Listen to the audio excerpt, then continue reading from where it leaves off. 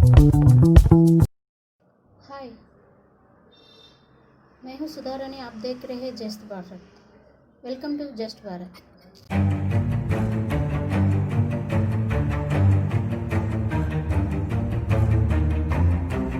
मैंने 2 दिन से ये व्हाट्सएप चैट का आप पर आरोप लगाना, आपको आज तो देशद्रोह कहना, महाराष्ट्र गवर्नमेंट और मुंबई पुलिस का ये साजिश, आज पाकिस्तान से आया हुआ ट्वीट्स और पाकिस्तान से आप कर एलिगेशन लगाना, आपको वार मांगनर कहना, ये सब देखते हुए मुझे ये एक आप तो बहुत छोटे हैं अर्नब गोस्वामी जी। एक कांग्रेस का नेक्सस, एक कबाल मीडिया, एक कबाल पत्रकारिता जब आप पैदा नहीं हुए तब से चल रही है। एक कबाल जी जैसे आपको आज वार मांगरर बोल रहे हैं पाकिस्तान, ये खुद ही नेहरू जी ने जब 58 में हमारे आरएसएस के गुरुजी गोलनकर जी ने जब उन्हें नेहरू का अगवा कराया कि 1962 में 58 में ही अगवा कराया कि चाइना अपने पर तुम जो पंचशील का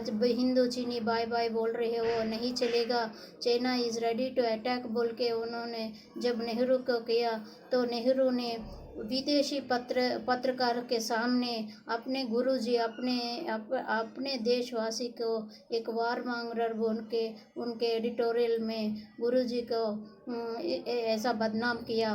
तो अब आपके पास मीडिया है, आप अपना बात रख सकते हैं और कोर्ट्स भी है आप रहना। जब नेहरू का ज़माना चल रही थी तब गुरुजी ने इनको अगवा किया कि ऐसे ही आप जो ये बालाकोट और पुलवामा का ये व्हाट्सएप चैट को इतना बड़ा करके लोग दिखा रहे हैं कि मगर तब गुरुजी डायरेक्ट नेहरू को सीक्रेट बुलाया तो उस सीक्रेट को खुद ही नेहरू ने ब्लिट्स पत्रिका पेपर में उनको बदनाम किया, उनको वार मांगरर कहा।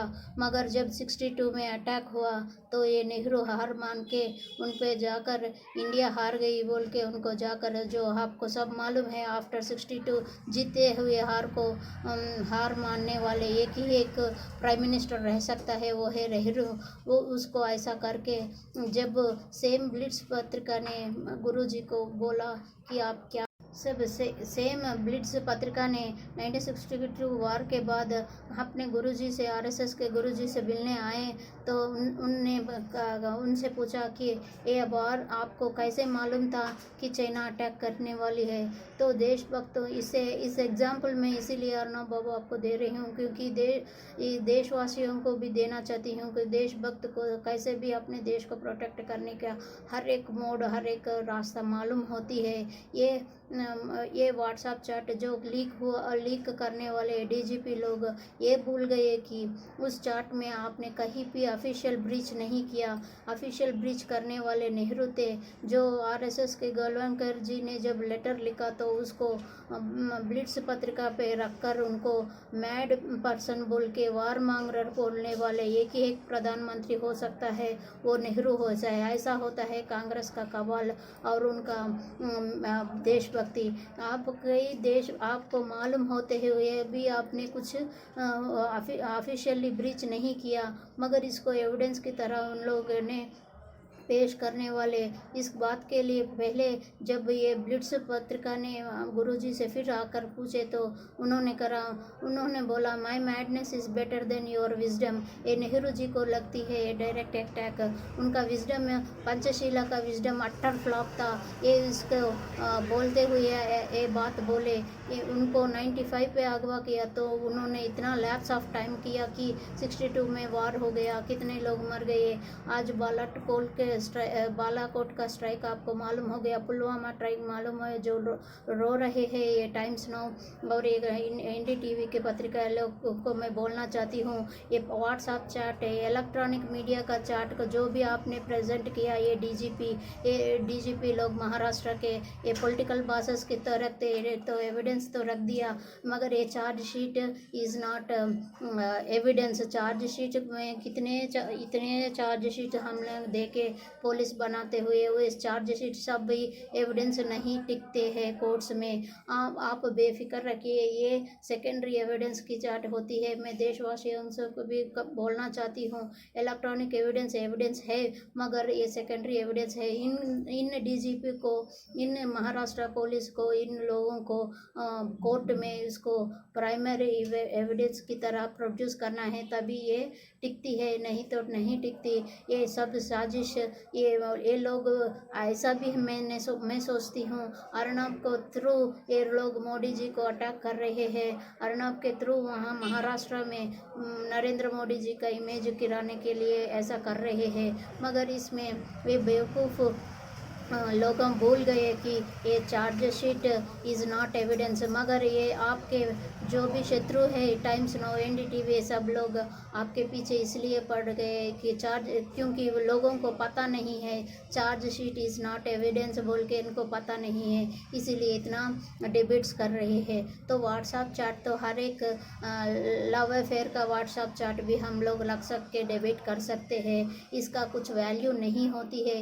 ये चार्जशीट को ये प्राइमरी एविडेंस की तरह प्रोड्यूस करना है। और एक बात, मेनका गांधी वैसे प्राइवेट कन्वर्सेशंस में ये लोग आपका आर्टिकल 21 को ब्रीच किया, आपका प्राइवेसी को इन लोगों ने ब्रीच किया without concern, without TRP scam, उसमें कुछ भी नहीं है। एक बार का एजेंसी का आदमी को साथ आपका डिस्कशन चला है, दो आदमियों के बीच में डिस्कशंस को इंटरनेशनल नेशनल सिक्योरिटी की बात क्यों कहते हैं? आप जर्नलिस्ट है, बार्क इज रेटेड एजेंसी, तो बार्क को स्टेटमेंट कहाँ है अब तक? बार्क ने अब तक क्यों मैनेजिंग डायरेक्टर को, अगर इतना पुलवामा ये देशद्रोही है तो मैनेजिंग डायरेक्टर को क्यों अरेस्ट नहीं किया? मैं क्यों इसमें सीईओ वो वहाँ पे बोर्ड ऑफ डायरेक्टर्स होते हैं हर एक में, उनका रिव्यू क्या है, ये सब नहीं पता है। ये चार्जशीट इज़ नॉट एविडेंस। इन लोगों को खाली अर्नब गोस्वामी को बदनाम करना है और रिपब्लिक को नीचा दिखाना है। मगर मुझे मालूम है और सब लोगों को मालूम है ये अटैक क्यों हुआ, क्योंकि जब आपको जेल में रखा गया तो जो कर्नल रंजन गोस्वामी जी का, मनोरंजन गोस्वामी जी का जो भी फ्रेंड्स है, जो भी है, वो वेटरन्स आर्मी लोग आपके पीछे खड़े हैं, इसीलिए उस पर अटैक करने के लिए, उस एक लाइन को भी कट करने के लिए इसको चार्जशीट बना के पेश किया, ताकि आप देशद्रोही के इमेज लेके आप पर तान जाए। मगर हमको मालूम है Arnab Goswami is pride of India, we love Arnab Goswami. आप देशभक्त हो, आपकी साथ देश खड़े हैं, मैं भी आपके साथ देश खड़े हैं। ये चार्जशीट का आप आर्टिकल 21 आपका ब्रीच हो रही है, इस बात पर आप नज़र रखिए। मेनका गांधी का केस निकले, चार्जशीट इज़ नॉट एविडेंस। और मैं आपको एक और बात बोलना चाहती हूँ कि अर्नब गोस्वामी जी, आप भी एक कैंपेन चलाइए, ताकि हम लोग आपको अपनी एयरटेल अपने कस्टमर आईडी आपको बेच के आपको सपोर्ट दे सके, ताकि कोर्ट के पास आप भी ऐसा एविडेंस पेश कीजिए कि आपने कुछ टीआरपी स्कैम में इन्वॉल्व नहीं, ये लोग का खाली पॉलिटिकल गेम वेंडेटा हो रही है। तो सब लोग पूछ रहे हैं क्यों, अगर इस महाराष्ट्र गवर्नमेंट पीएम ऑफिस को इस पर लेकर आना, इसको ऑफिशियल ब्रीच को बोलना, आपने कहीं पे इस चार्ट में क्या हो रहा है, प्लान ये प्लान वे, हर एक देश के पास प्लान भी होती है। तो मैं आपको इस दौरान कहना चाहती हूँ, जब राजीव गांधी का असैसिनेशन हुआ कि वाइको बोल के एक एमपी है वहाँ पे तमिलनाडु, करुणानिधि वाइको एमपी, और इवन बाल ठाकरे और इवन एनटी रामाराव, सबको मालूम है राजीव गांधी का असैसिनेशन होने वाला है।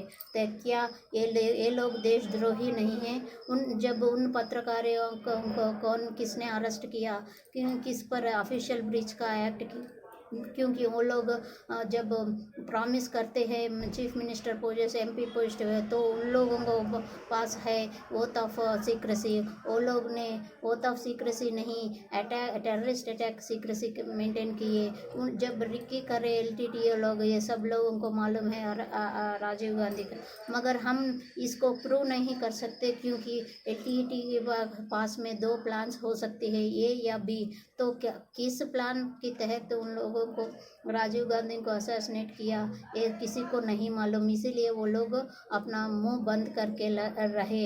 मगर सोनिया गांधी चाहती थी तो इन लोगों को अरेस्ट करवा सकती थी, मगर उनको ही उनका पति पर प्यार नहीं है, उनको ही ये गद्दार उनके घर में हैं, तो इसीलिए अब तक उसमें कुछ नहीं हुआ।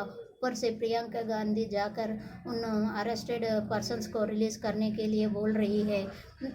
ये होती है ऑफिशियल ब्रीच। ये नेहरू से आने वाले ऑफिशियल ब्रीच सोनिया गांधी तक कंटिन्यू है।